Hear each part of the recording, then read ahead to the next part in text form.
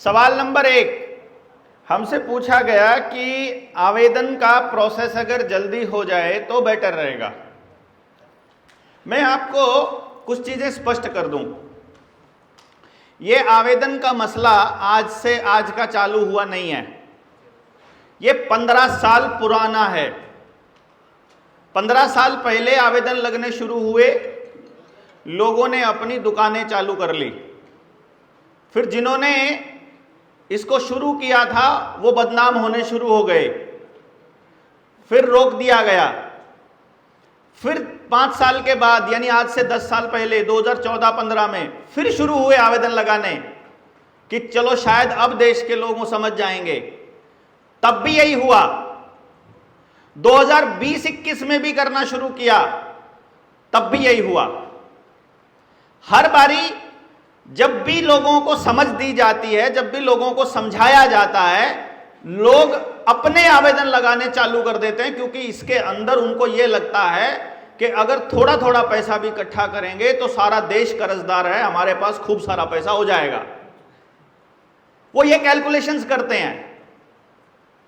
हमने भी जब इसको जनता सरकार मोर्चा में इंट्रोड्यूस किया था तो मैंने सब लोगों को एक बात बोली थी, हम 3 दिन की ट्रेनिंग करते हैं। 3 दिन में पहले 2 दिन कर्जे का जिक्र नहीं करते हैं और हम कहते हैं कि पहले पूरी बात को समझो कि हम ये मसला क्यों उठाए हुए हैं।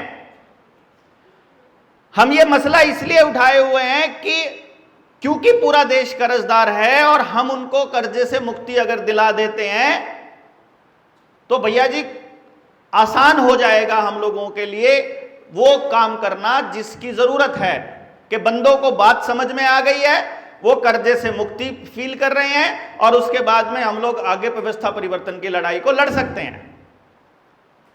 इसीलिए रुपए के मसले पर, कर्जे के मसले पर जब बात समझाई जाती है, एक एक बात बताई जाती है। आवेदन लगाएंगे, बैंक वाले पूछेंगे तो क्या कहना है, रिकवरी वाले आएंगे तो क्या कहना है, कलेक्टर आएगा तो क्या कहना है। भाई कागज की लड़ाई कागज से लड़ी जाएगी, वहां तक के कागज अपने पास हैं, लेकिन जब बात आएगी गुंडागर्दी की, वहां आपकी संख्या काम आएगी। बताई हुई नहीं है क्या? 4 हिस्सों में बंटने का क्या तुक है? पहली बात तो ये बताओ। दूसरी बात, हमें यह मालूम था कि जब लोगों को पता चलेगा तो हमारे बीच में वकील भी बैठे होंगे, हमारे बीच में दलाल भी बैठे होंगे, हमारे बीच में स्वार्थी लोग भी बैठे होंगे, हमारे बीच में पॉलिटिशियंस भी बैठे होंगे। किसी को इसकी मदद से लोग इकट्ठे करके चुनाव लड़ना है, किसी को इसकी मदद से पैसा कमा करके अपना घर भरना है। 4-4 गाड़ियां ले ली ऐसे लोगों ने।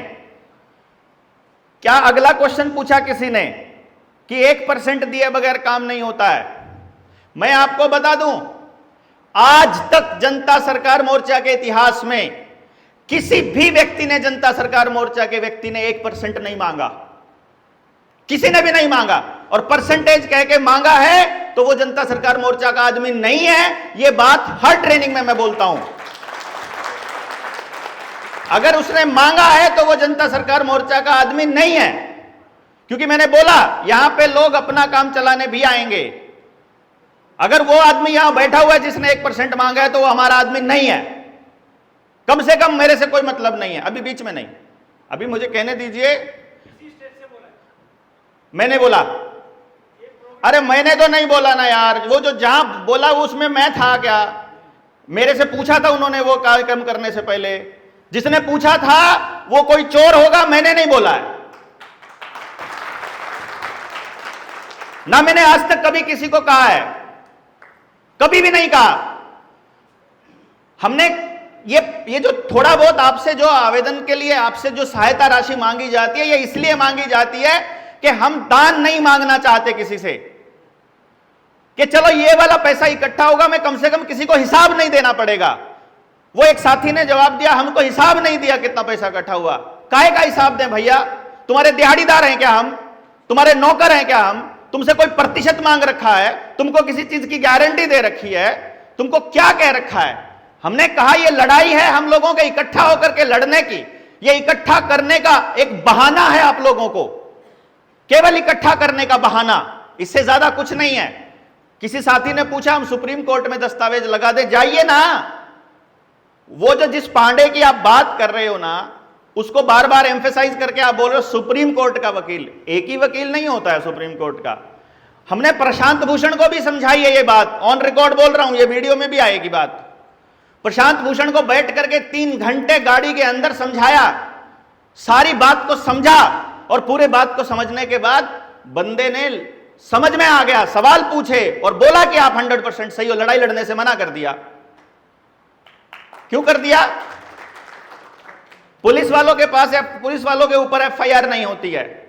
हमारे साथी ने पूछा, एक भी पुलिस वाले के ऊपर एफआईआर नहीं हुई। 10 लाख रुपए तक की रिश्वत ऑफर करी मैंने इंस्पेक्टर को। रिश्वत देना लेना पाप होता है ना, जुर्म होता है। अभी ऑन रिकॉर्ड बोल रहा हूं, मेरे ऊपर हो जाए मुकदमा, मुझे डर नहीं है।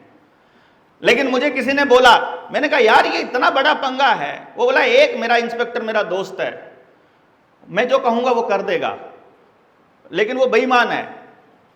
मैंने कहा बेईमान है, कोई दिक्कत नहीं है, मैं कितने पैसे लेगा एक एफआईआर के? बोला 2-3 लाख रुपए ले लेगा। मैं कहा मैं 5 लाख दूंगा, और नहीं मानेगा तो 10 लाख भी ऑफर करूंगा। और मैंने किए।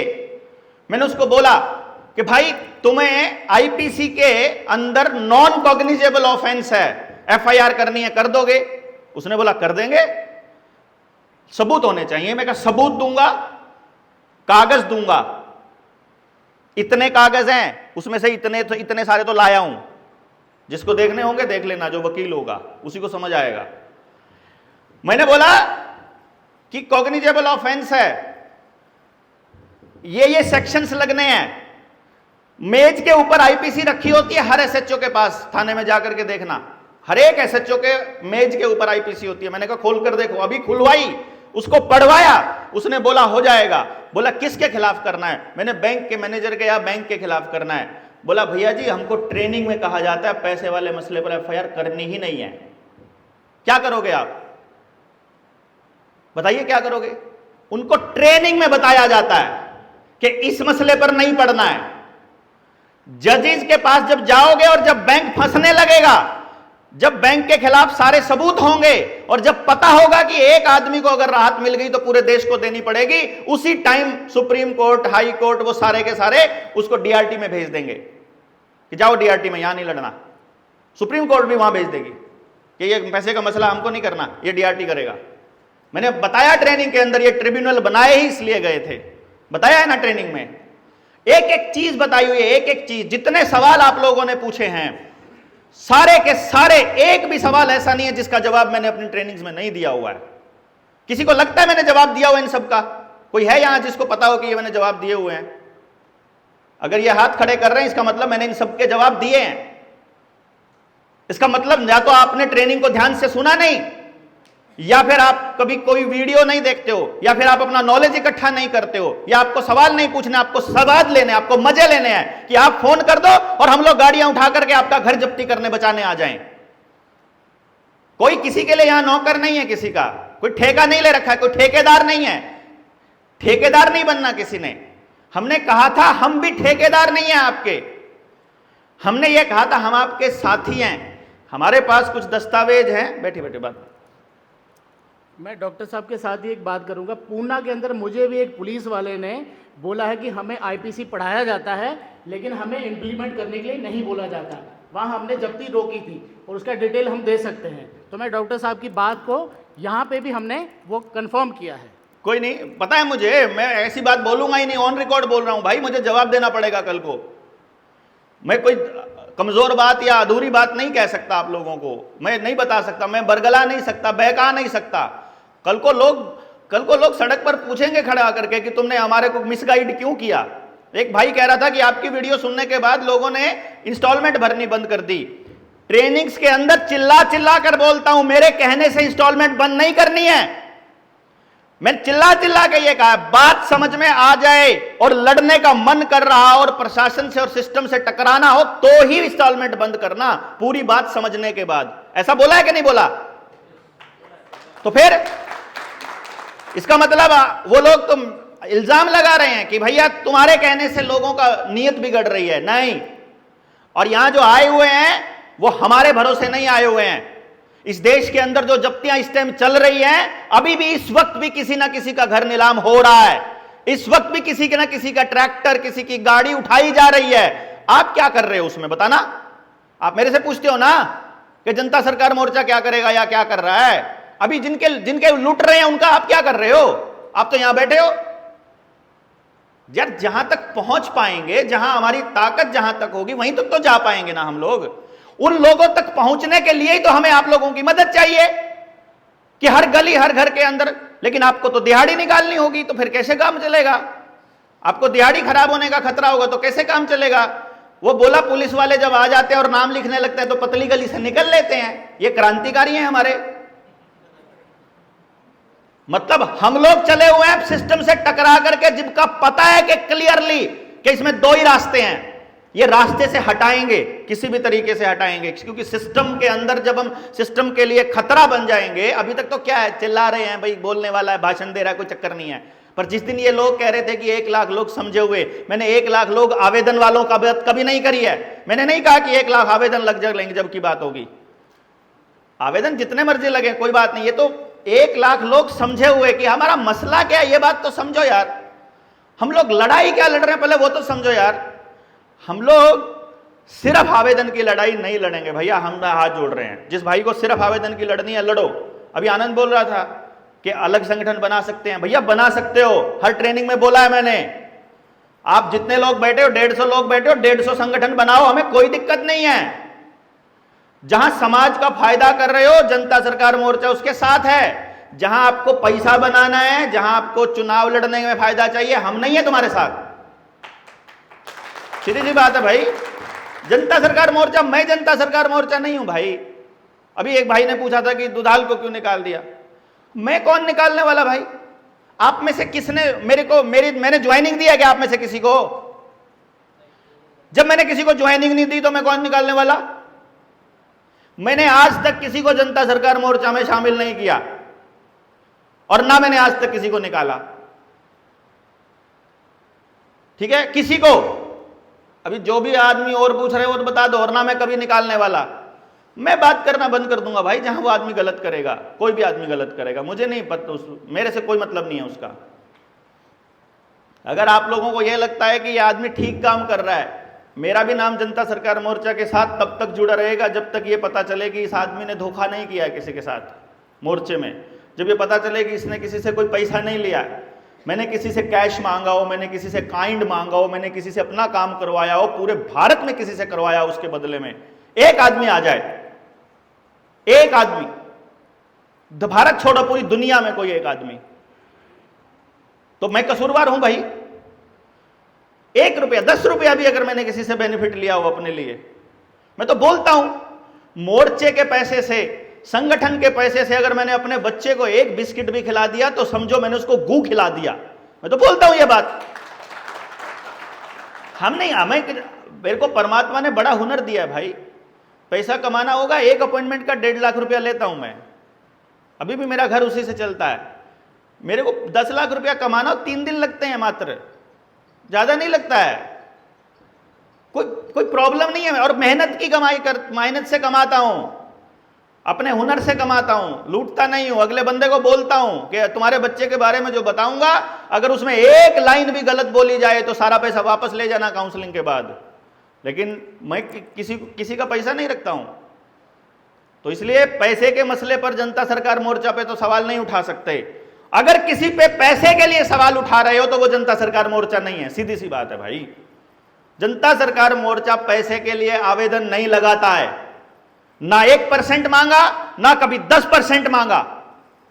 मैंने 10% का जिक्र किया हर जगह। मैंने क्या बोला 10% के लिए? मैंने बोला आपको जब 2-4 महीने हो जाएं, 5-6 महीने हो जाएं, जब आप किस्तें नहीं दे रहे हो, आपके पास पैसा बच रहा है, तो अपनी आमदनी का या अपने लोन का 10% अमाउंट आपने सुरक्षित रखने की दिशा में काम करना और वो समाज पर लगाना। यही कहा था ना मैंने? ये तो नहीं कहा ना हमको देना है, मोर्चे को देना है, ऐसा तो नहीं बोला भाई। आप कहीं जाओगे, गाड़ी में तेल वेल लगेगा ना, तो जो बच रहा पैसा उसको लगा लो वहां पर। मैं कब कह रहा हूं कि आपको मतलब अपनी जेब से फूकते रहना है? और मोर्चे को जब जरूरत पड़ती है तो जिनके आवेदन लगाए हैं उनसे हम हक से मांगने की थोड़ी हिम्मत रखते हैं। वो हिम्मत आती है कि भाई तुम्हारा आवेदन लगाया हुआ है, तुमको राहत मिली हुई है, तुम अभी अभी एक इवेंट आई है, अभी कोई रैली आई है, थोड़ा बहुत पैसा दे दो।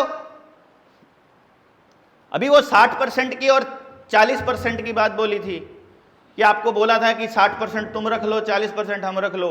मैंने तो किसी को 80 और 20 भी बोला था, और मैंने किसी को 50 और 50 भी बोला था, क्योंकि जो ऐसा करते हैं ना, मैं भी बोटी डालता हूं उनको और देखता हूं ये कितनी औकात है इसकी। ठीक है ना, 20,000 रुपए में, 20,000 रुपए में जीभ लपर लपर करती है उनकी। इतनी औकात का आदमी होता है, आदमी का पता चल जाता है कितने दिन, कितनी पावर आने के बाद। अभी तो क्या है मेरे पास, मैं बता रहा हूं आपको। कौन बोल रहा है ये सवाल, कौन उठा रहे हैं? जितने सवाल ये पूछे थे भाई ने, क्या नाम था उनका, जो अभी काफी सारे सवाल पूछ रहे थे डॉक्टर साहब, मैं बोल रहा था ये सारे सवाल कौन उठा रहा है मालूम है? जयपुर की रैली में, वहां जयपुर में बगरू में रैली हो रही थी, सॉरी रैली नहीं, ट्रेनिंग हो रही थी। पीछे बैठा एक सुबक के रो रहा था पागलों की तरह मेरी बात सुन करके।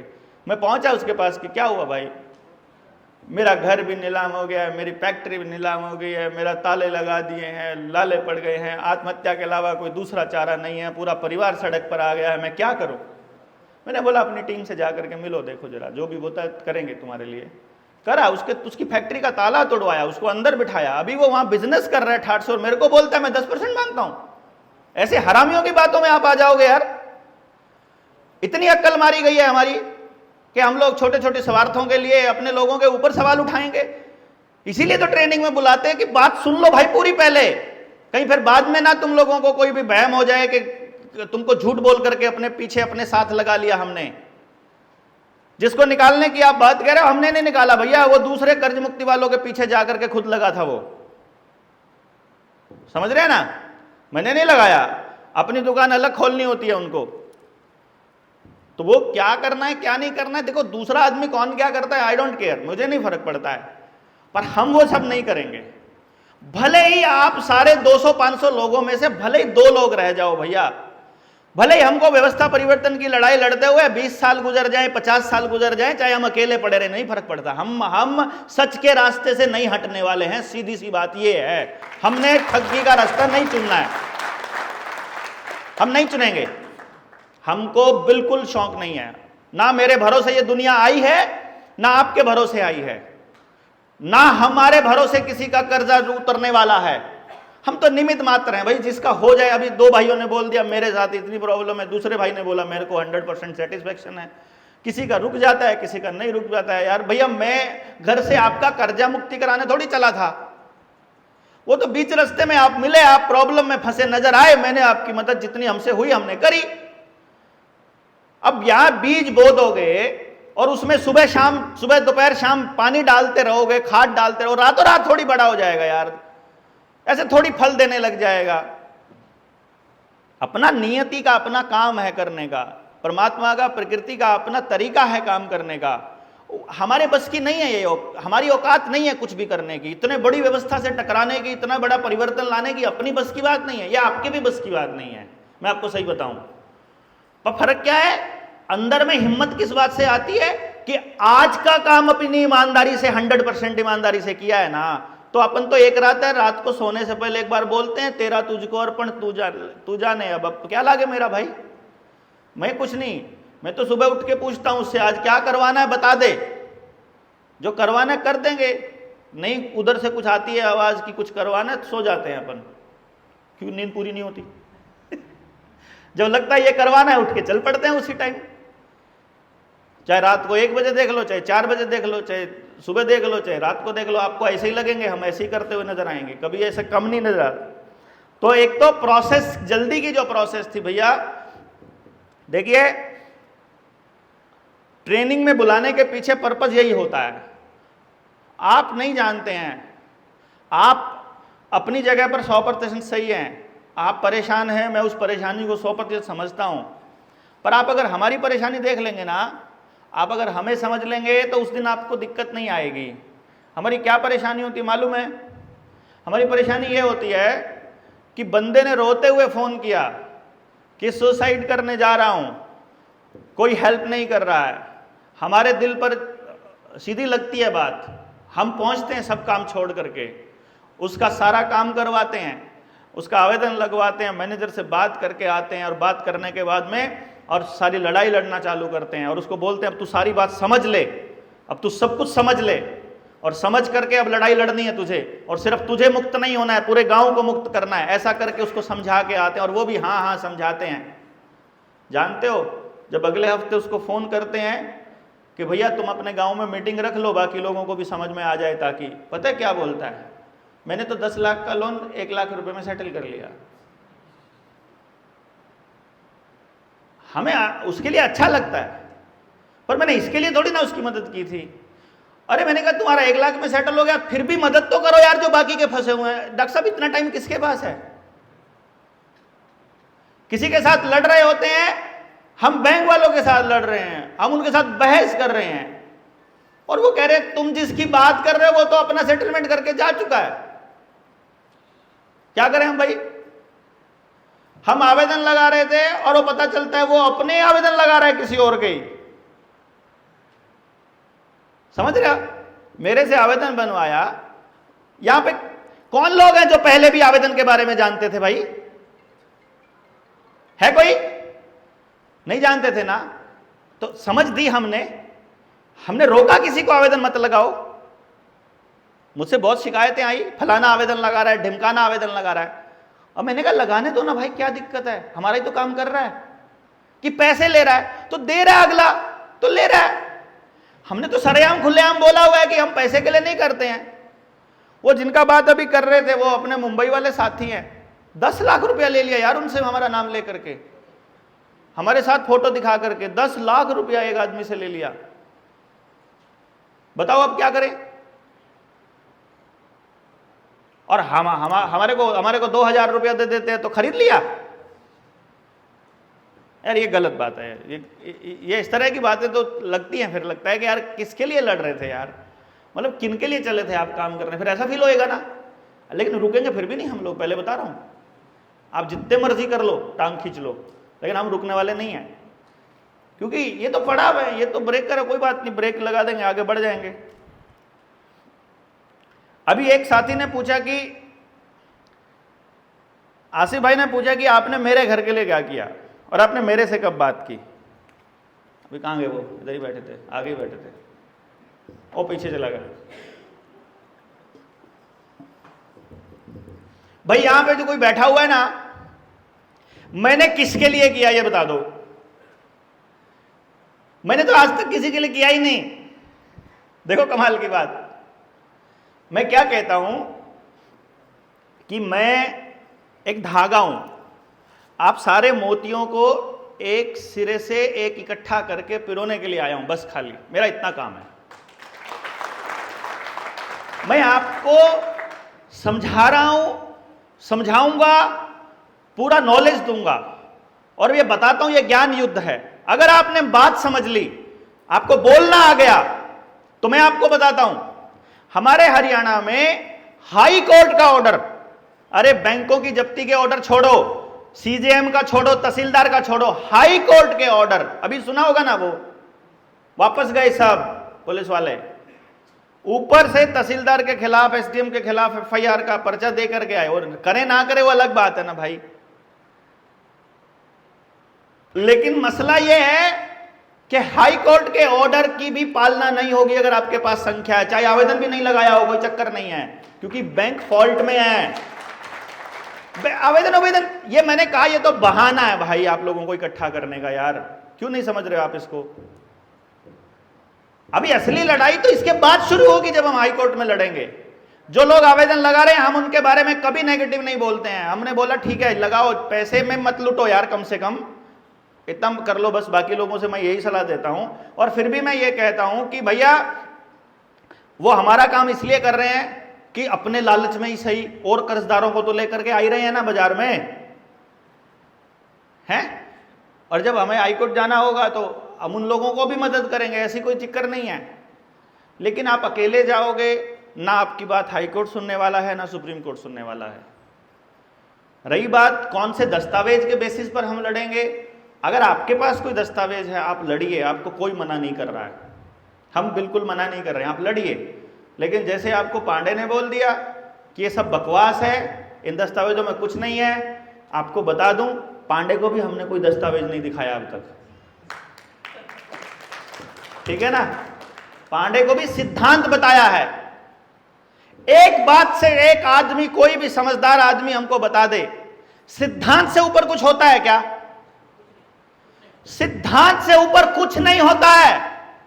परमात्मा के, प्रकृति के नियम से बढ़कर कोई नियम नहीं होता है। तो चाहे सरकार कोई कानून बना ले, जब बात सिद्धांत की आएगी तो कोर्ट को भी झुकना होगा, सबको आना होगा नीचे इधर।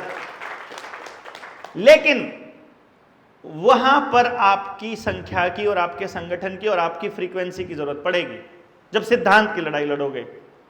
सिद्धांत यह है कि आपके शरीर को आपकी मर्जी के बिना कोई दूसरा व्यक्ति छू नहीं सकता। रेप तो दूसरी बात है ना। रेप में क्या होता है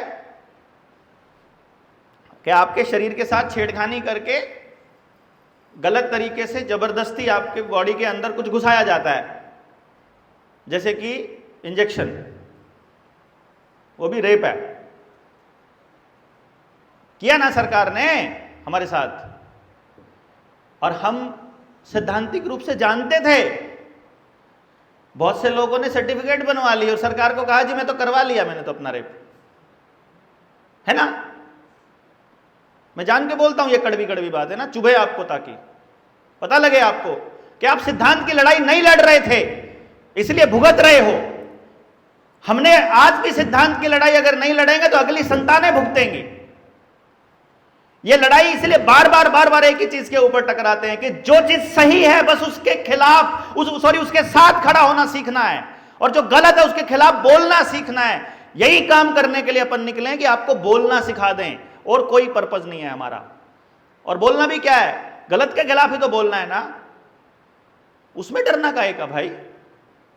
अभी कल की बात बता रहा हूं मैं, कल उधर था यूपी में, तो उधर क्योंकि गुंडा राज चल रहा है, तो मुझे वहाँ बोला किसी ने, उस गुंडे के सहपाठी ने, उसके साथी था कोई, भाई देखो कोई गुंडा होगा तो वो तड़ीपार को अपना नेता बनाएगा, हैं, कोई आदमखोर को बनाएगा, कोई बड़े गुंडे को बनाएगा। तो मुझे बोला आप डरते नहीं हो? मैंने कहा किससे डरना, किस चीज़ से?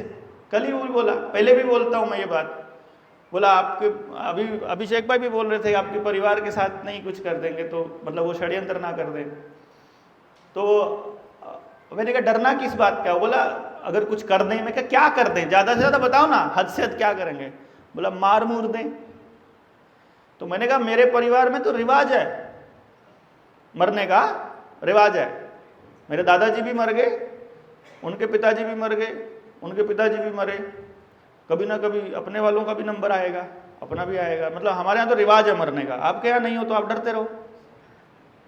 अगर आपके यहाँ जिंदा रहने का रिवाज है तो डरते रहो ना भाई, हमारे यहाँ तो रिवाज है मरने का। देखो, तो हमको तो मरने से इसलिए डर नहीं लगता क्योंकि हमको तो मरना ही है, पक्का गारंटी है। बाकी किसी चीज की गारंटी हो या ना हो, लेकिन इस बात की गारंटी जरूर है कि ये शरीर, ये देश छोड़ के जाना ही है। तो फिर डरना काहे का है? और फिर आप कोई चोरी का थोड़ी कर रहे हो कि डरोगे, आप कोई गलत काम थोड़ी कर रहे हो यार, सच की लड़ाई लड़ रहे हो तो सच की लड़ाई में काहे का डर? तो इसलिए 1% वाला सवाल खारिज किया जाता है कि नहीं? और दूसरा बोला भाई मेरे घर के लिए क्या किया, मैं उसको बता दूं आसिफ भाई। देखो मैं किसी के लिए कुछ नहीं कर पाऊंगा शायद व्यक्तिगत तौर पर, और अगर आप ये कहो कि जेएसएम ने क्या किया, तो जेएसएम क्या है यार, आप लोग ही तो जेएसएम हो। मतलब मैं जेएसएम थोड़ी ना हूं, आप ही हो। करोगे तो आप ही करोगे, नहीं करोगे तो भी आप नहीं करोगे। आपने अपने रिश्ते नहीं बनाए। 3 दिन इकट्ठा रखने का मतलब यही था यार। मैंने पहले दिन जब हम ट्रेनिंग में आते हैं कहते हैं भैया उनके साथ मत सोना जिनके साथ आप आए हो, नए लोगों से मिलो, पहचान करो, बार बार मिलोगे, बार बार चेहरा देखोगे, नमस्ते राम राम करोगे, उनसे जैसा भी जो भी आप लोगों की बात होगी वापस मत जाना, इनसे मिलना, इनसे, ताकि कल को इनके साथ जिनके साथ संबंध होता है उनके लिए थोड़ा ज्यादा मजबूती से लड़ा जाता है ना, तो आप संबंध बनाइए।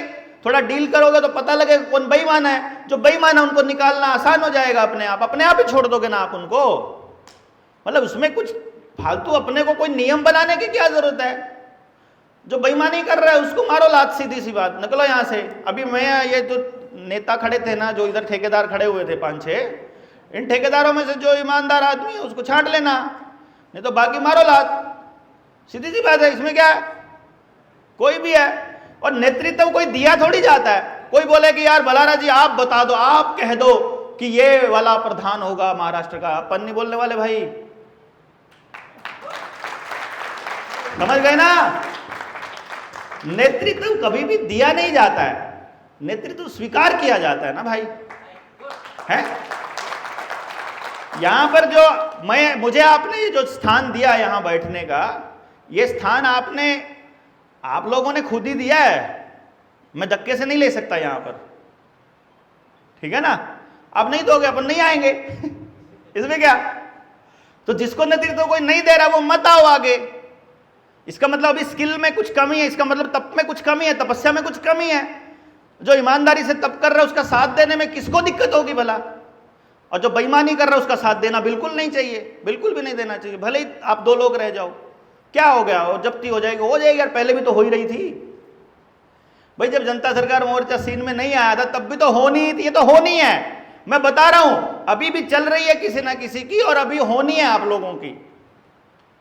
तो आप ऐसे और सच की लड़ाई लड़ोगे तो शायद किसी की भी नहीं होने दोगे आप, लेकिन अंदर चोर बैठा होगा तो लड़ नहीं पाओगे। फिर इस व्यवस्था से लड़ने के लिए आपको अपने अंदर का चोर और झूठ निकाल के फेंकना पड़ेगा, अपना व्यक्तिगत स्वार्थ आपको निकाल के फेंकना पड़ेगा। अगर वो नहीं निकालोगे नहीं लड़ पाओगे। किसी को इसलिए मदद करना कि वो मेरा पड़ोसी है, मेरा भाई है, मेरा रिश्तेदार है, ये लड़ाई आप केवल तब लड़ सकते हो जब आपका बाप भी अगर गलत कर रहा हो तो उसकी आंख में आंख डाल के बोलो कि तुम गलत कर रहे हो। ये लड़ाई तब जीती जा सकती है, इसके अलावा इसको जीतने का कोई रास्ता नहीं है।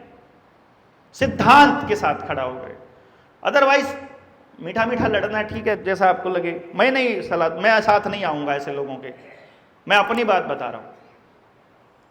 अभी बोले कि ये जो लड़ाई लड़नी है उनका पेपर को लेकर के क्या करना है। पेपर को लेकर के मैं आपको बता दूं, जितना पेपर मैंने आपको दे दिया है, पहला आवेदन है, अगर आप सिर्फ इस बात पे भी अड़ जाओ ना कि मेरे आवेदन का एक एक लाइन का स्पष्ट जैसे मैंने पूछा है वैसे जवाब दो और पैसे लो, सिर्फ इस पे भी अड़ जाओगे तो कोई कुछ नहीं कर सकता है। सिर्फ इस पे भी अड़ जाओगे, समझ गए ना। उसमें कितनी स्पष्ट रूप में लिखा है यार, इससे ज्यादा स्पष्टता से नहीं बता सकते कि आपके साथ कितनी बड़ी ठगी हो रही है। और वो नहीं मान रहे, वो इसलिए नहीं मान रहे क्योंकि उनको पता है आप लोग चोर हो, उनको पता है कि हम चोर हैं, उनको पता है कि ये लड़ नहीं पाएंगे ज्यादा। मेरे जैसा आदमी नहीं लड़ पाएगा कि वो अकेला खड़ा है, आप जो नहीं लड़ पाओगे क्योंकि आपको पता है दूसरे कहीं और फंसा देंगे, तो आपको डर रहेगा चुपके चुपके से, क्योंकि आप अपने आप को सेक्रीफाइस करने के मोड में नहीं आए हो। जिस दिन आप पुलिस वाले के सामने जगहोगे, क्या करेगा तू, ज्यादा से ज्यादा जेल में डालेगा ना, गोली मारेगा ना, मार ले गोली, जितनी दिन ऐसे बोल दोगे उस दिन होगा भाई अब तो खत्म होगी कहानी, डर ही निकल गया इनका। तो ऐसे बोलने का सीखने का बताया था मैंने आपको।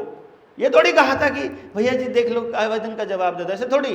अरे बैंक वाला आया, बैंक वालों का फोन आए, जो साथी ने पूछा कि उनका फोन आता है बार बार तो क्या कहें, अरे सब कुछ बताया हुआ मैंने, क्या कहें, सब कुछ। गोल्ड स्टैंडर्ड की बात, अरे गोल्ड स्टैंडर्ड की बात क्या बोली है, आप सिर्फ इतना पूछ लो तुमने हमको पैसा नकली दिया कि असली दिया, इतना ही पूछ लो खाली। और उनको बोलो तुमने क्या दिया, पैसा दिया क्या, उन्होंने लीगल टेंडर दिए उन्होंने आपके खाते में, या तो खाते में ट्रांसफर किया हुआ या लीगल टेंडर दिया, पैसा नहीं दिया है उन्होंने आपको। और आप क्या कर रहे हो, आप जो सुबह से लेकर रात तक मेहनत कर रहे हो, आप असली धन दे रहे हो, आप असली रुपया दे रहे हो उसको, आप नहीं समझ पा रहे हो। आप अगर टमाटर बेच रहे हो, टमाटर असली धन है।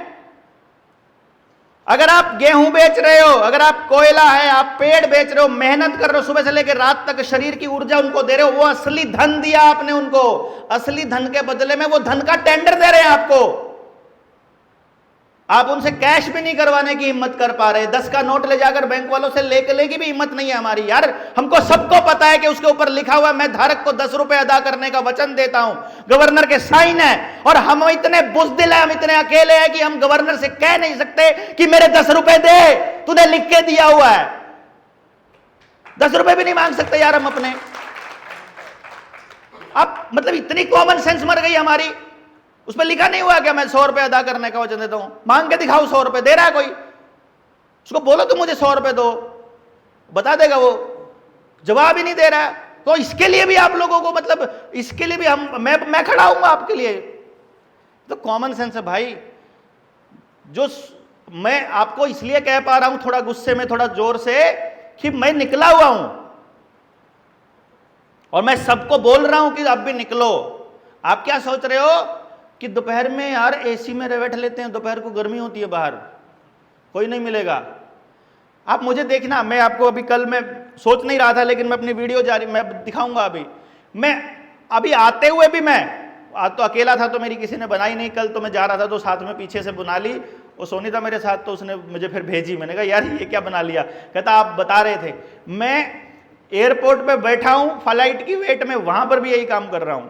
मैं ट्रेन में जा रहा हूं तो बोगी में यही कर रहा हूं, आसपास की दोनों तीनों बोगियों को यही बता रहा हूं, पूरा न्यू वर्ल्ड ऑर्डर। मैं आगे लाइन में चल रहा हूं, मैं वहां भी यही बता रहा हूं। मैं जहां बैठा हूं मैं वहीं यही कर रहा हूं, 24 के 24 घंटे यही कर रहा हूं। और इसलिए मैं आपसे थोड़ा स्ट्रांगली ये रिक्वेस्ट कर सकता हूं कि भाई कुछ तो करो यार। दिन का 1 घंटा तो दो, कम से कम कुछ तो समय दो अपने देश के लिए, अपने बच्चों के लिए, अपनी आने वाली पीढ़ियों के लिए, सच्चाई के लिए, सिद्धांत के लिए, पड़ोसी के लिए, अपने लिए, किसी के लिए तो करो थोड़ा सा। इतने स्वार्थी हो गए हैं क्या हम कि केवल अपना फायदा चाहिए हमको, किसी को कुछ नहीं देंगे इस सकते क्या हम इस जीवन में आने के बाद? इतना तो कर ही सकते हैं, मुझे ऐसा लगता है थोड़ा सा तो कर ही सकते हैं। 24 घंटे में से 1 घंटा दोगे तो कितना परसेंट हुआ? 24 का 24 सत्ते 98 है ना, 24 चौका 96, 4% हुआ ना, 4%। 24 घंटे में से 1 दोगे तो क्या 4% भी नहीं दे सकते हम अपने जीवन का समाज को? और हम वो भी नहीं कर रहे। कमाल की बात यह है। और हम आरोप लगा रहे हैं उन लोगों के ऊपर जो अपना सब कुछ दांव पे लगा के बैठे हैं। ये भी कमाल ही है ना?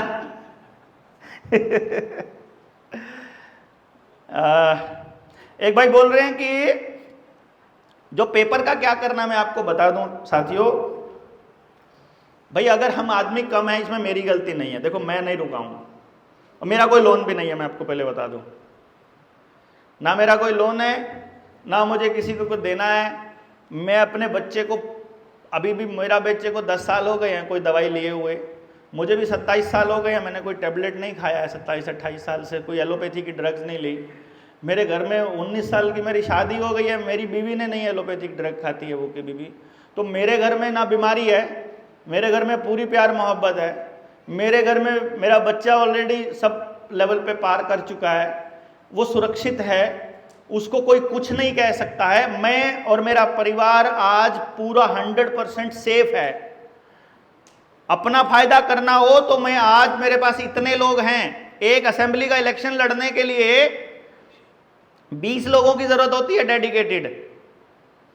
मेरे पास तो 200 लोग तो महाराष्ट्र में ही हैं जिनको मैं बुला सकता हूं अपना चुनाव लड़वाने के लिए, समझे ना?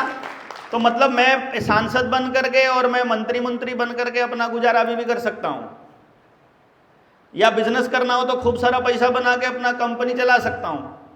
मुझे कुछ भी नहीं पड़ी है कि मैं आप लोगों के लिए निकलूं या किसी के लिए निकलूं। लेकिन मुझे फिर ये दर्द किस बात का आता है कि देखो, जिसको पता नहीं है वो कुछ ना करे समाज के लिए, वो तक तो चलता है, उसका तो माफ होना चाहिए। पर जिसको पता चल जाए वो भी घर में रहे तो वही असली पापी है, वही असली निकम्मा, वही सबसे बड़ा गद्दार है इस देश का। तो मैं वो गद्दार वाला ठप्पा नहीं लगाना चाहता, इसलिए मैं अपनी लड़ाई अपने आप खुद से अंदर से आकर के लड़ रहा हूं। तो कोई साथ नहीं दे रहा, कोई बात नहीं है। मैं ये कह रहा था कि पेपर अपने पास सारे हैं, लेकिन वो ऐसे हैं ब्रह्मास्त्र की तरह है।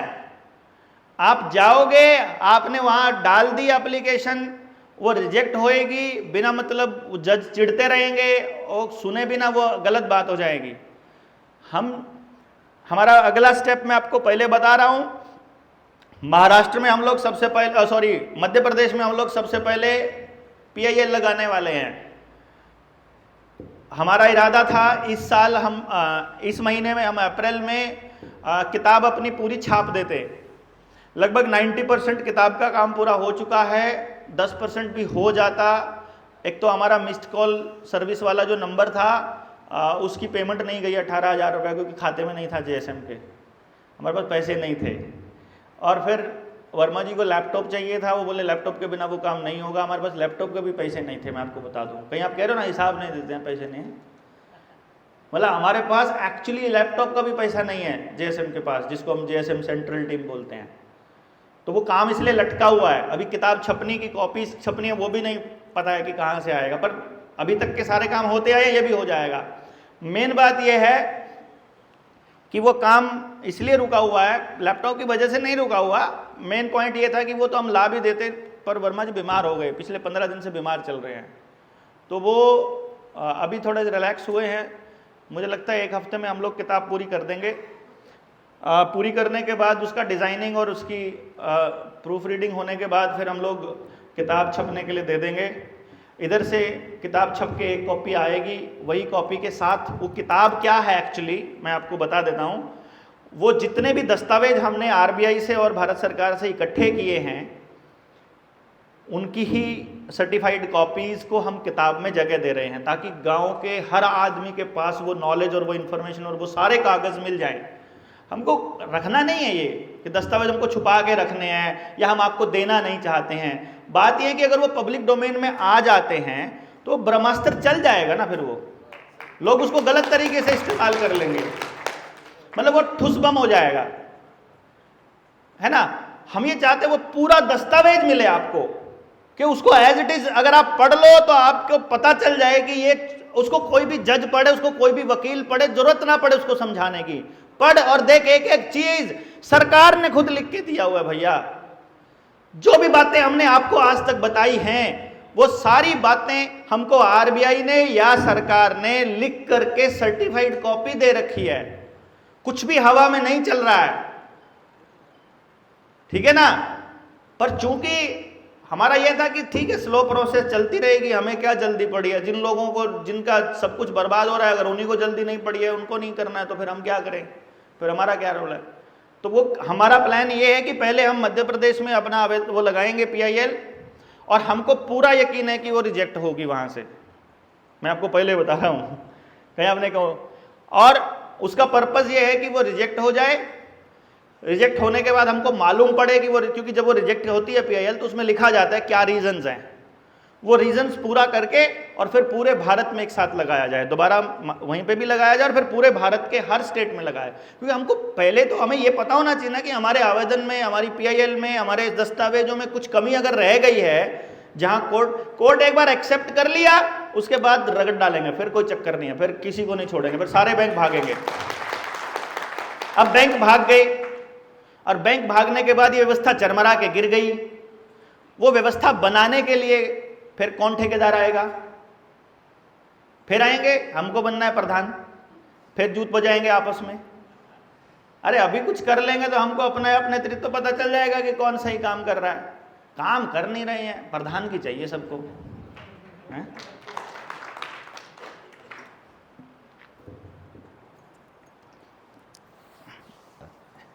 अभी सवाल है कि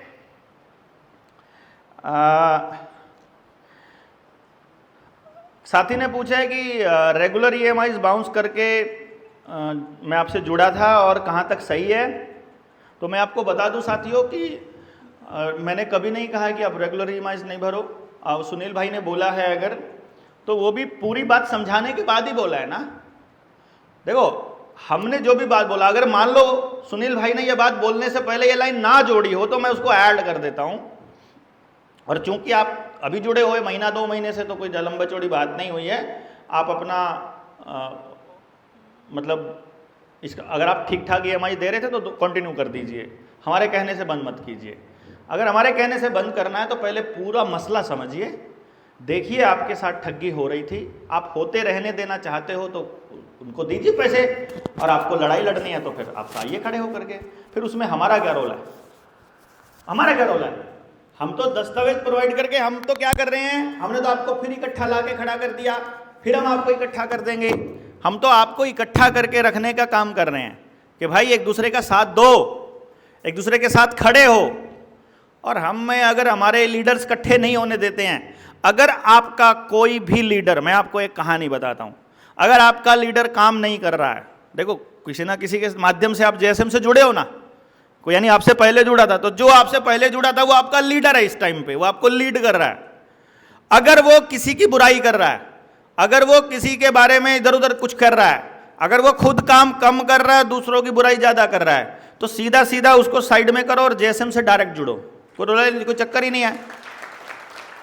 उसको पड़ा रहने दो। अकेले लीडरशिप कहां पे, दीवारों में करेगा वो?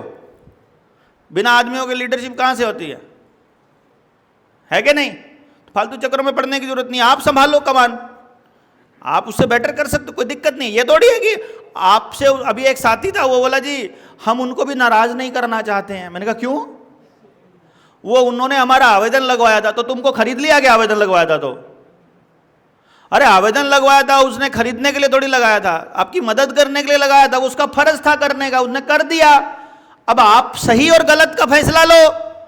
ये थोड़ी कि एक आवेदन लगा दे, मैंने आपकी कोई मदद कर दी, इसका मतलब ये थोड़ी जिंदगी भर आप मेरे कहने से गलत सही भी करते रहोगे। सिर्फ सही करो, मेरे कहने से भी, किसी के भी कहने से सिर्फ सही करो, गलत नहीं करने का। चाहे कोई गलत जा रहा रास्ते पे, जाने दो उसको, अकेला जाने दो, अपन नहीं जाएंगे। अपना अपना रूल उसूल अपना इस टाइप का बनाओ। और जब हम लोग लंच ब्रेक के बाद हम आपसे बात करेंगे तो आपको बताएंगे कि कितना इंपॉर्टेंट है, ये क्यों जरूरी है। और खींचातानी क्यों? अब एक सवाल पूछा भाई ने, खींचातानी क्यों?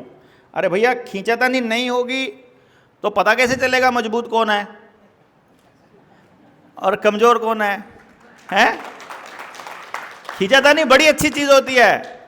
अभी यहां जितने साथियों को हमने बोला है कि आप बोलिए, कितना मर्जी कड़वा बोले, क्या दिक्कत है यार, अपना परिवार है।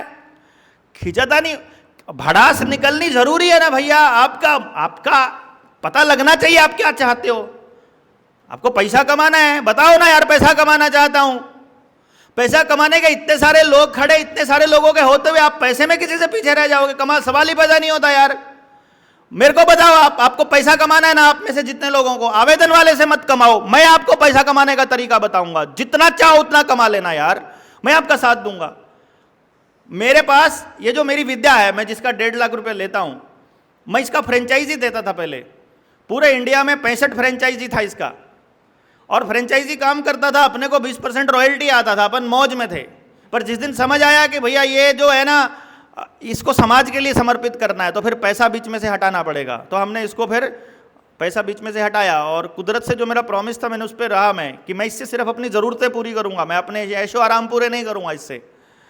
तो इसलिए मेरे पास टिकट का पैसा नहीं होता है, मैं आपको बताऊं, क्योंकि वो समाज का काम है।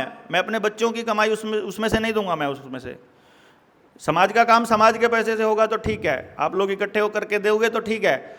मैं देने लगूंगा तो मुझे फिर फायदा भी चाहिएगा ना इसमें से, तो मैं सिर्फ अपना काम चलाता हूं। अब अगर मान लेते हैं, मैंने ट्रायल करके देखा है और बहुत अच्छे से होता था। मान लो उस विद्या को हम लोग स्कूलों के ऊपर इंप्लीमेंट करते हैं। महाराष्ट्र के अंदर भी, किसी भी बड़े, पुणे में, मुंबई में चले जाओ, किसी भी स्कूल के अंदर कोई छोटा मोटा मीडियम सा स्कूल भी होगा, 3-4 हज़ार से कम बच्चा नहीं मिलने का। मान लो 3000 बच्चा भी है, और हम एक बच्चे से मात्र 1000 रुपया महीना लेते हैं। आप किसी माँ बाप को ये बताओ कि तुम्हारे बच्चे का असली टैलेंट बताएंगे हम तुमको, उसको निखारने का भी काम करेंगे, क्या वो 1000 रुपया महीना नहीं देगा? 1000 रुपये महीने में 12,000 रुपया हो गया। अगर मैं 10,000, 12,000 में से अगर 2,000 स्कूल की प्रिंसिपल के मुंह पे मारो, 10,000 बचेगा। वो इतने में हो जाता है, इतने की होता है, मैंने अपन ने ट्राई करके देखा हुआ है।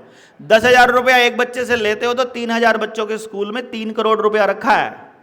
6 महीने में 3 करोड़ ऐसे रखा है। कितना मर्जी लो, कमा लो यार। इधर समाज वाले काम में क्यों ठगी करते हो?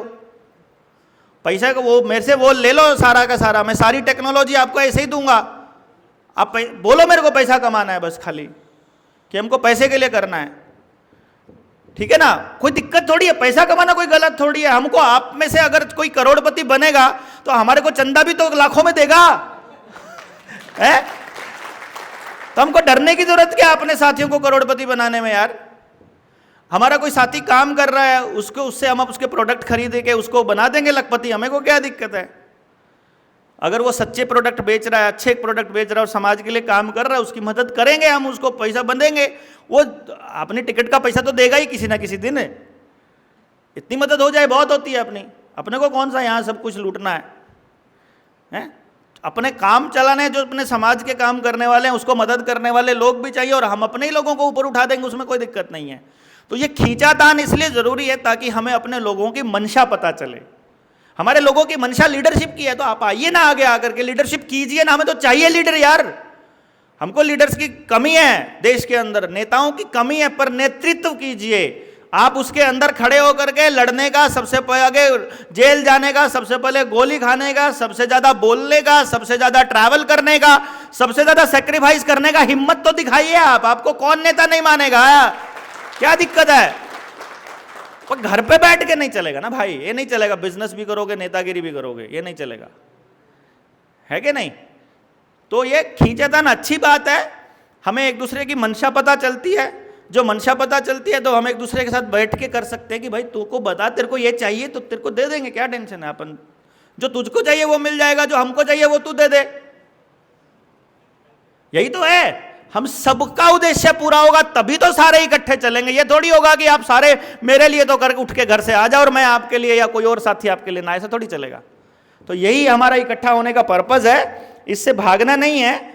ये तो समस्याओं से भाग करके पीछा छुड़ा करके बात नहीं बनेगी, इनसे इनके बीच से गुजरना पड़ता है, टकराना पड़ता है। समस्या से एक बार तो आपको आंख में आंख डाल के पूछना ही पड़ेगा, बोल तू चाहती क्या है, और फिर कहेगी कुछ नहीं चाहती, तू इतनी हिम्मत आ गई, अब मेरे पास उसकी बात नहीं है। समस्या रहती ही नहीं है, कोई दिक्कत ही नहीं है।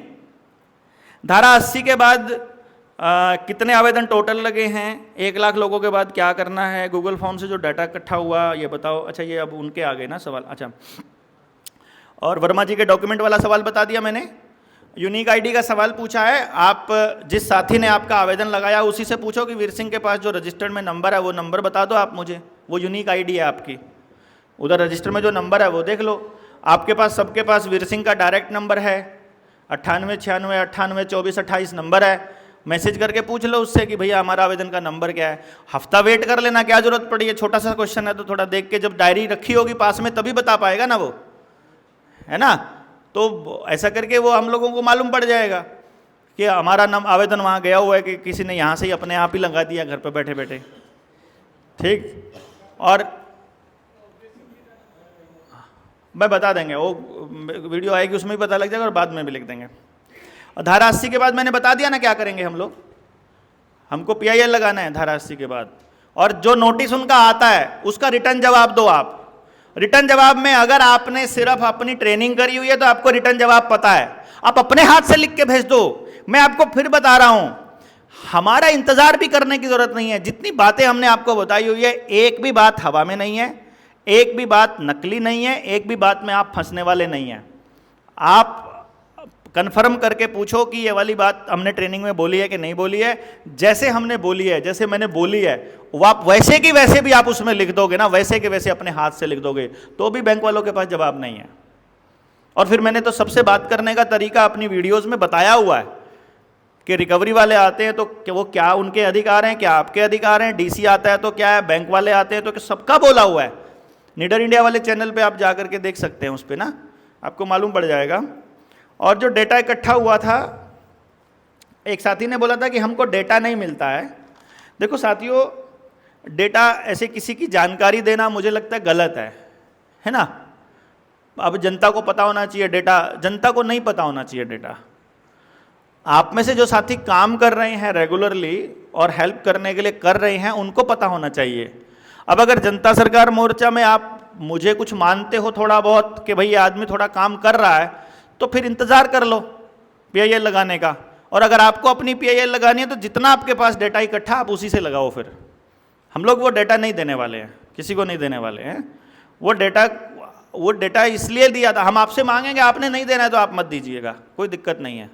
लेकिन उस पर नाराज होने की भी जरूरत नहीं है और नाराज करने की भी ज़रूरत नहीं है, लेकिन वो डेटा पब्लिक में नहीं होना चाहिए कि कौन सा डेटा है क्या है। वो आपके ग्रुप में नंबर डले हुए हैं, जो बताना चाहता है अपने आप को कि मेरा कर्जे का इशू है, जो अपने आप को साथ में आना चाहता है वो आओ, और जिसका कर्जे का इशू नहीं है, जब हम लोग साथ दे रहे हैं तो आप लोगों को भी देना चाहिए, साथ में घर से उठ करके आना चाहिए।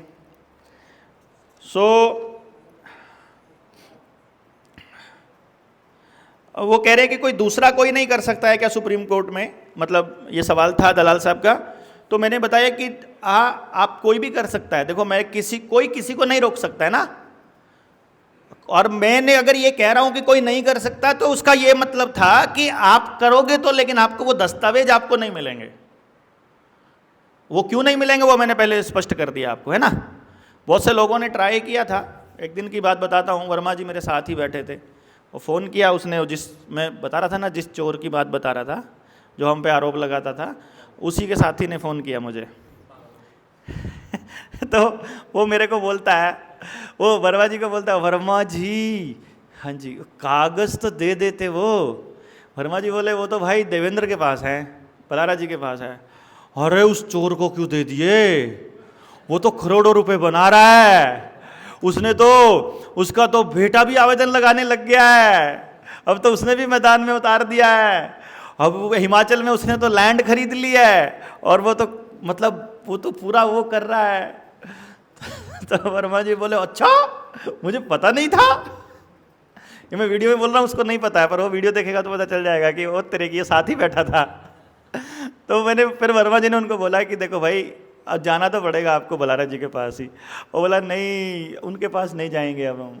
तो बोला भाई फिर कोई रास्ता नहीं तो बोला असल में क्या है कि वो बोले कि जिस तरह से हम निस्वार्थ भाव से लगे हुए हैं कुछ साथी, बोला ऐसा हमें किसी संगठन में नहीं मिला, इसलिए हमने पूरा विश्वास कर लिया इन लोगों पर, और जिस दिन लगेगा, अदरवाइज सिर्फ बलारा के पास थोड़ी हैं, हमारे पास भी हैं दस्तावेज, तो हम लगा देंगे। पर बात यह है कि वो चलेंगे उसी हिसाब से जिस हिसाब से जेएसएम चलेगा। तो जो बाकी के साथी हैं जो अपनी अलग दुकान खोलना चाहते हैं वो अपनी दुकान खोलें, कोई दिक्कत नहीं है। कल को जब ज़रूरत पड़ेगी तो हम मदद करेंगे, उनकी भी कोई चक्कर नहीं है। लेकिन फिर आप नज़रों से गिर चुके होंगे, फिर ये भी देख लेना कि आप पैसे के लिए आपने धोखा किया समाज के साथ, हमें कोई दिक्कत नहीं, हमारी नज़रों से गिर चुके होंगे फिर, मतलब सीधी सी बात यह है। अभी हमारा जैसे मान लो कर्ज मुक्ति कोई मसला नहीं है, मैंने आपको पहले भी बताया है। इसमें तो सिर्फ कोई आदमी खड़ा होकर के, जितने लोग आप बैठे हो ना, अगर आप भी कसम खा लो कि किसी का भी कुर्की होगा तो हम सारे जाएंगे, मैं गारंटी से कहता हूँ कितनी बड़ी पुलिस फोर्स आ जाए किसी के घर का ताला नहीं लगेगा, चाहे आवेदन लगा रखा हो चाहे ना लगा रखा हो, इतनी सी बात है। तो इतने सारे लोग हैं, इतने सारे लोगों के होते हुए भी अगर किसी का घर कुड़की हो गया तो भैया फिर तो हम पे सब पे लानत ही होनी चाहिए ना। फिर क्या दस्तावेज रह गया, क्या कुछ रहेगा, कुछ नहीं बचा। फिर तो लड़ाई को इससे आगे बढ़ाने की बारी है ना, जिसके लिए लड़े, जिसके लिए चले हैं अपन। दूसरा था जो आईपीसी में जो कॉन्स्टिट्यूशन में बदलाव लाने की बात है, और 230 और ये 254 और 489 जो धाराएं हैं, इसका जो डिवैल्यूएशन का टॉपिक है वो खत्म हो जाएगा। नहीं खत्म होगा दोस्तों। रुपया किसी भी वस्तु के मूल्य का मापक है, और मापक जो है वो बिना मानक के नहीं होता है, और मानक को कोई सरकार, कोई कानून, कोई भी आदमी, कोई भी कॉन्स्टिट्यूशन नहीं तोड़ सकता है। मानक पूरी दुनिया में एक ही होता है उस चीज का। तो रुपया जब तक अपनी करेंसी का नाम रहेगा तब तक उसका मानक दुनिया का कोई तानाशाह नहीं तोड़ सकता, ये सिद्धांत है। अब जैसे वैक्सीन वाले मुद्दे पर सच्चाई का पता होते हुए भी हमने सिद्धांतों के साथ समझौता कर लिया, अगर हम यहां भी समझौता करना चाहते हैं तो कोई कुछ नहीं कर सकता। पर यदि आप लड़ना चाहते हैं और आप लड़ेंगे तो वापस लेकर के आएंगे। और मैं आपको गारंटी से कहता हूं, यदि आपने इस सिद्धांत पर लड़ाई लड़ रही, अगर आपने जनता सरकार मोर्चा के इस मुद्दे पर आपने सच में मुद्दे को समझ लिया, ना कि कर्जे को, मुद्दे को अगर समझ लिया, तो एक झाड़ू मारने वाला आदमी, सफाई कर्मचारी की बीवी के अंगूठी में भी नगीने होंगे हीरे के, अगर जो ये कर दिया तो। नहीं तो सारी हवा की बातें हैं, क्योंकि ये इतनी ताकतवर बनाती है आपको। आपके रुपए को इतनी ताकतवर बनाती है कि भारत का 1 रुपया रिजर्व बैंक के 6,000 रुपयों के बराबर हो चुका है। अब 2 रुपए दो वो चल रही है करेंसी इस देश के अंदर, एक भारत की करेंसी, एक रिजर्व बैंक की करेंसी लंदन से चलती है, जो 1 रुपए के नोट के ऊपर भारत सरकार लिखा हुआ है। आप जो कमाते हो वो भारत का रुपया कमाते हो, क्योंकि आप भारत के नागरिक हो, क्योंकि आप भारत के मालिक हो। अगर आप पैसा कमाते हो तो आप असली पैसा कमाते हो जो भारत की करेंसी, और वो अंग्रेजों के आने से पहले है। अंग्रेजों के आने से पहले भारत की करेंसी रुपया है, और वो रुपये का सिद्धांत कोई नहीं तोड़ सकता।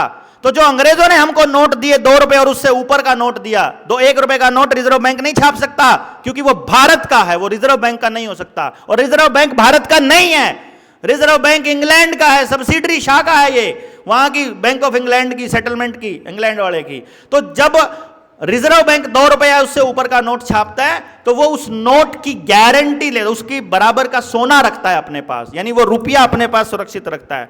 तो कहने का मतलब यह हुआ कि आपका 1 रुपया रिजर्व बैंक के 6,000 रुपए के बराबर है। या फिर कह दे सरकार कि 10 रुपए और 10 रुपए का नोट बराबर है, 10 रुपए का नोट दे करके वापस ले ले अपना 10 रुपया वहां से।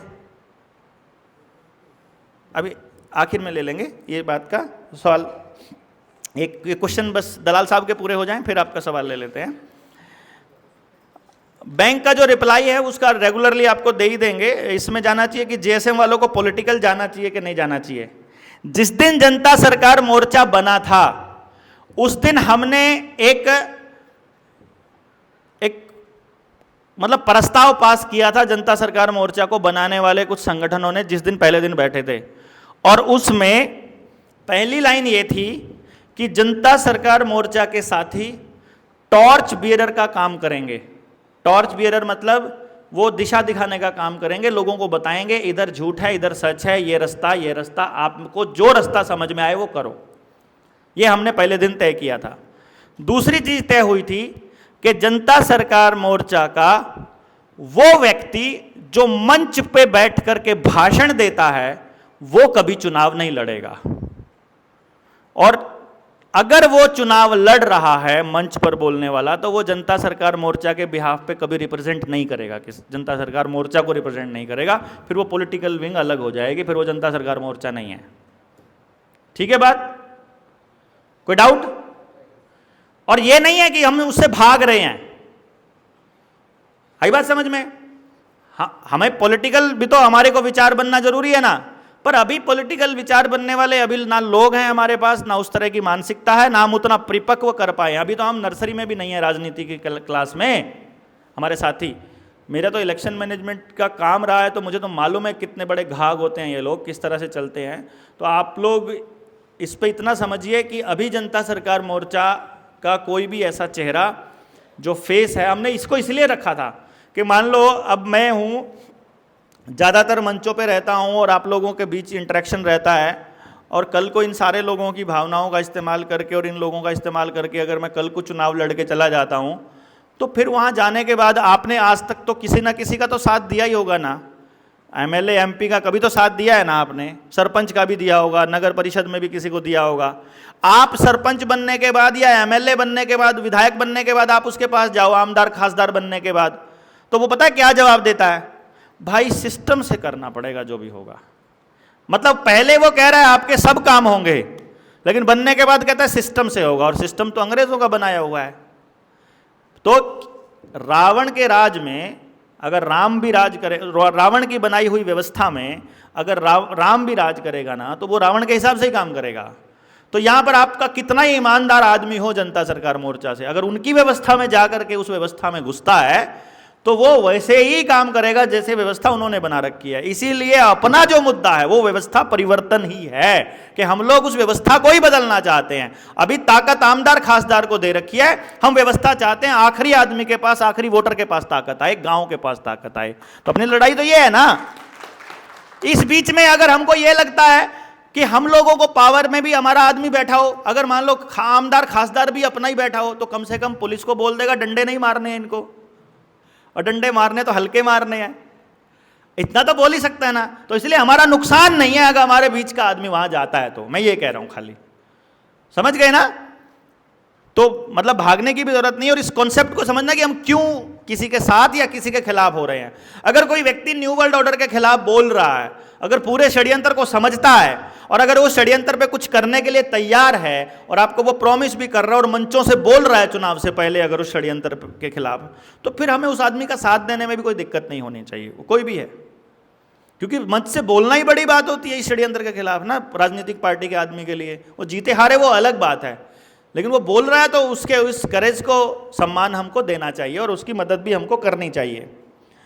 फिर वकीलों की फौज के बारे में साथी ने पूछा था, और जैसे पीआर होता है वैसे ही एक हमारे पास भी ऐसे पीआर एजेंसी की तरह होना चाहिए कि वो हमें सारी जानकारी दे दे। देखिए साथियों, यहाँ कोई अपॉइंटमेंट अथॉरिटी नहीं है। यहाँ एक बड़ा कमाल की तीसरी लाइन बता देता हूँ फिर। अब जो जनता सरकार मोर्चा बना उस टाइम हमारी तीसरी लाइन क्या थी इसके अंदर सभी साथियों की, वो ये थी कि भैया जी कंसीव जो करेगा डिलीवरी उसी की होएगी। आइडिया जो कंसीव करेगा उस आइडिया की डिलीवरी वही देगा। जिसने भी आइडिया लिया कि ऐसा होना चाहिए तो करो ना, आओ मैदान में, आप कमान संभालो और ये वाला काम पे काम करो। भाई ऐसा नहीं होगा ना कि यार हमारे पास तो आदमी नहीं है, हमारे पास तो रिसोर्सेज नहीं, कहाँ से करें हम। आप अपना आइडिया लेकर के आओ, आपके साथ देंगे। भाई ये वाला बंदा पीआर संभालेगा, अगर बेईमानी करता है तो कोई बात नहीं है, चले अपना दूसरा देख ले, नहीं देखे तो ना देखे।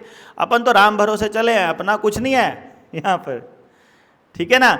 हमारे पास इतनी ताकतें, इतने रिसोर्सेज नहीं है कि हम इतनी बड़ी ताकतों से लड़ ले। अपनी तो बस खाली दो ही ताकत हैं, एक सच्चाई और एक अपनी ईमानदारी, हिम्मत, बस और कुछ नहीं अपने पास। इसके भरोसे चले हुए हैं। इस पे यकीन करके साथ आते हो तो ठीक है, नहीं तो भैया अपने घर पे रहो। अगर सच की लड़ाई में जीत तो सच की होनी है, ये तो होना ही है। मैं आपको बता देता हूं, ये होना है।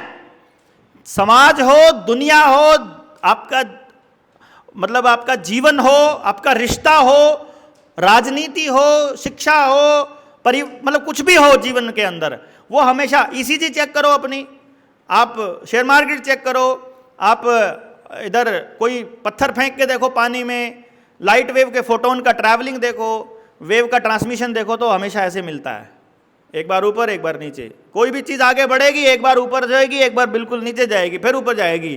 तो अपने सारी चीज़ें आज बिल्कुल गलत में गई हुई है ना, रिश्ते भी, सामाजिक भी, नशा भी इतना बढ़ा हुआ है और सब चीज़ें मतलब माइनस में चल रहा है। तो थोड़ा और डालेगा, फिर तो इसने ऊपर ही आना है, जब नीचे जाने की जगह नहीं बचेगी। तो उस दिन फिर क्या होगा, हम जैसे लोगों का नाम हो जाएगा कि भैया ये भी थे इसमें शामिल, ठीक करने में। तो होना ही है, ये तो उसका काम है, ऊपर वाले का। तो हम तो ऊपर वाले का काम कर रहे हैं बस, खाली ये सोच करके कि भैया उसका काम है, जितना हो बन पड़ रहा है ईमानदारी से करो, बात खत्म, उसके अलावा कुछ नहीं है। तो आइडिया अपना लेकर के, कोई भी साथी के और भी आइडियाज आते हैं, चालू कर दो उसके ऊपर काम करना। जो दिक्कतें आती है साथियों से पूछो कि यार ये वाली दिक्कत आई है, इसको कैसे सॉर्ट आउट करें, वो आपस में मिलकर के आप कर लोगे इसके अंदर। और फिर कॉइनेज एक्ट का है इसके अंदर,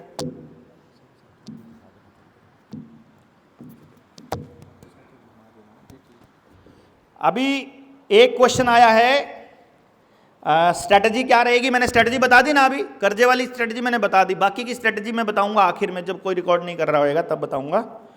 और कॉइनेज एक्ट 1882 और 1906 लीगली कैसे लड़ेंगे, ये तो मैंने आपको, देखो अगर कानून आपके हाथ में है, कमाल की बात देखो ना, हम जब आवेदन लगाते हैं तो कानून की कॉपी लगाते हैं 14 पन्ने की, उस 14 पन्ने में कानून की वो भाषा जो हमने आगे दी हुई है उस आवेदन के अंदर, वो पीछे लिखी हुई है उसमें। अगर सरकार, पुलिस, बैंक उन कानूनों को ही मानने से मना कर रहा है, अभी मैं एक बैंक में गया, मैंने कई बार जिक्र किया हो इस बात का, मैं गया कई बार ना, तो मुझसे उन्होंने बोला, इकोनॉमिस्ट था एक, कि डॉक्टर साहब आप जनता को भ्रमित कर रहे हो। मैंने कहा कैसे भ्रमित कर रहा हूं? बोला आप कह रहे हो कि गोल्ड स्टैंडर्ड होता है। मैंने कहा हाँ होता है। बोला गोल्ड स्टैंडर्ड तो सरकार ने खत्म कर दिया। मैं कहा पहला बात, सिद्धांतिक रूप से किसी भी मापक का मानक खत्म नहीं किया जा सकता, जैसे ही करोगे तहस नहस हो जाएगा, सब पूरी व्यवस्था तहस नहस हो जाएगी।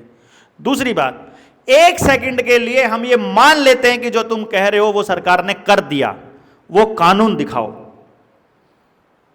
वो कानून लाओ ना जिसके तहत उन्होंने गोल्ड स्टैंडर्ड खत्म करा है। कोई कानून नहीं है तो गोल्ड स्टैंडर्ड खत्म करने का कानून नहीं है तो खत्म कैसे कर दिया? एक चिट्ठी लिख के कि खत्म कर दिया। बोला ना वो तो कितने दिनों से नोट ऐसे ही छप रहे हैं। वो मान ली तुम्हारी बात, नोट ऐसे ही छप रहे हैं। इसका मतलब ये भी है कि सरकार ने अगर गोल्ड स्टैंडर्ड खत्म कर दिया है, सरकार ने अगर मानक खत्म कर दिया है, इसका मतलब सरकार कितने नोट छाप सकती है जरा बताइए मैनेजर साहब। वो जोनल मैनेजर था, वो बोला कि जितने मर्जी छाप सकती है। मैंने कहा कितने भी छाप सकती है? बोला हाँ। तो फिर वो भी छाप लो जो हमसे कर्जा लेना है तुमने, है? फिर वो भी छाप लो जो टैक्स की फॉर्म में ले रहे हो हमसे। तो हमसे काहे को करवा रहे हो? क्योंकि वो हमारे वाला पैसा असली पैसा है। ये नहीं समझ रहे हो आप? आपसे इसलिए चाहिए क्योंकि आप असल में कमा कर दे रहे हो और वो असल में छाप कर दे रहे हैं। तो जब आपसे ले रहे हैं तो वो आपकी कमाई है, और जो वो छाप रहे हैं वो अनलिमिटेड छाप करके आपकी जमीन को बोलेंगे बोलो 20 लाख का किला एकड़ बेचना है कि 50 लाख का बेचना है कि 2 करोड़ का बेचना है कि 10 करोड़ का। भैया जी हम लोग ना वो लोग हैं, अपने देश वाले लोग, अपने देश क्या हर देश के लोग ऐसे लोग हैं कि बीवी के लिए अगर 5 लाख का 10 लाख का हार भी लेकर आ रहे हो ना तो रिक्शा वाले से 5 रुपए पे लड़ सकते हैं अपन। पॉकेट में 5 लाख 10 लाख रुपए का हार होगा, हम सब्जी वाले से 2 मिर्चों पे लड़ सकते हैं कि 2 मिर्च और घेर देना, क्योंकि हम वैल्यू फॉर मनी को देखते हैं। इट इज नॉट कि हम कंजूस हैं, ये नहीं कि हम उसको लूटना चाहते हैं, ये कि हमें लगता है कि अभी कीमत पूरी नहीं हुई है। समझ गए ना? इसका मतलब यह हुआ कि अगर कोई उद्योगपति मुंह मांगी कीमत आपकी जमीन के लिए दे रहा है तो वो नोट उसको फ्री में मिले हुए, इसका मतलब कमाए नहीं है उसने। तो फ्री की चीज से वो आपकी असली पूंजी खरीद रहे हैं, अपनी असली पूंजी लूट रहे हैं, ये समझो। इस लूट की व्यवस्था को समझो। बैंक आए ही केवल आपको लूटने के लिए थे, बैंक आए ही आपको लूटने के लिए थे, समझे? आगे चले जाओ, पीछे चले जाओ, पीछे। अरे आगे चले जाओ, आगे पीछे तक जाओ। अब आ गया दस्तावेज मिल सकते हैं क्या आरबीआई के? मैंने जवाब दे दिया ना इसका, तो जवाब है ना? हाँ हो गया, आ गया ना जवाब। सभी सवालों के जवाब अभी तक मैंने अपनी तरफ से देने की पूरी कोशिश करी है। कोई भी साथी अगर जब अपने सारे बात हो जाएंगी उसके बाद भी किसी भाई का जवाब सवाल बचेगा वो भी देंगे, और फिर फाइनल में सोल्यूशन तक जाएंगे। जाना किसी ने नहीं है। अभी आपका भोजन का समय है, और अभिषेक भाई आप कुछ पूछना चाह रहे थे, आपका सवाल अब आ गया। हाँ हाँ,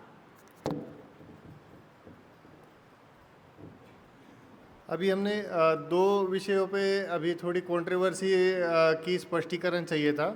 एक तो प्रॉमिसरी नोट और फॉरेंसिक एक्सचेंज का जो कंट्रोवर्सी है ये स्पष्टीकरण चाहिए, और बार बार हम फ्री मेसन लॉ को नोट कर रहे हैं यहाँ पे कि भाई ये सीक्रेट सोसाइटीज़ की जो पॉलिसीज़ है जो बहुत लंबे समय से चलती आ रही है, पोप के समय से चलती आ रही है। तो 3rd पोप से लेकर आज तक कितने सारे लोगों ने कई आंदोलन किए, इसमें चंगेज़ खान और हिटलर जैसे लोग भी थे, और आज के ज़माने के जो आंदोलनकारी है जो शांतिपूर्वक आंदोलन करते थे ये भी थे। गांधी जी ने कहा था कि संपूर्ण स्वराज, ये देश आज़ाद होगा तो पूरा होगा, आज़ादी का विभाजन होगा तो मेरी मृत्यु पर। तो ऐसी अवस्थाओं को भी शांत कर दिया गया। तो ये आंदोलनों को शांत करना कितना मुश्किल होगा। 10-10 लाख की गड्डियाँ एक घर में भेज दी तो घर वाले तो कोई भेजेंगे नहीं आपको। तो ऐसे बड़े आंदोलनों के लिए ऐसे लोगों से कैसे अपेक्षा कर सकते हैं हम? देखिए, हमें अभिषेक भाई जो लोग वो ये कहना चाह रहे हैं कि जो पहले ही टूटे हुए लोग हैं, कर्जे में दबे हुए लोग हैं, उनसे आप कैसे वो कर लेते हो? जिसके पास करोड़ों पड़े हैं ना वो तो बिल्कुल ही नहीं लड़ेगा, उसका तो कन्फर्म है, उसका तो कन्फर्म है। और मिडिल क्लास तो दही लाने में ही लगा हुआ है, उसकी तो दही लाना ही पूरा नहीं होता, उसके तो आटा चावल ही नहीं पूरे होते। तो अगर असलियत में लड़ेंगे तो यही लड़ेंगे, ये अपन जैसे भूखे नंगे अपने जैसे जिनके पास कुछ नहीं है। क्योंकि इनके पास खोने के लिए कुछ नहीं है। इनका ना, ये तो कैसे लड़ेंगे, जिस दिन इन्होंने सोच लिया नाश तो हो ही रहा